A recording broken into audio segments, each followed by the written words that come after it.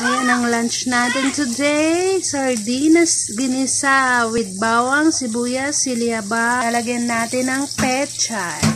Siyempre, hindi mawawala yung pagkain ni Budenden na hotdog.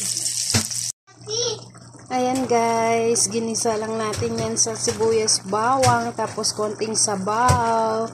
Simpleng ulam, pero masarap.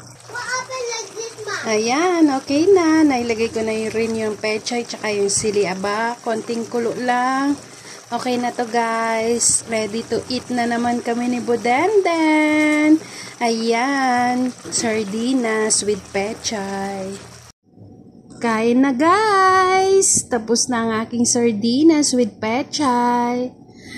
Etong hotdog, muntik na nasunog, char. Siyempre, may mang tumas tayo para sa hotdog at malamig na Pepsi at water. Ayan guys, kain na ulit po tayo. Thank you for watching.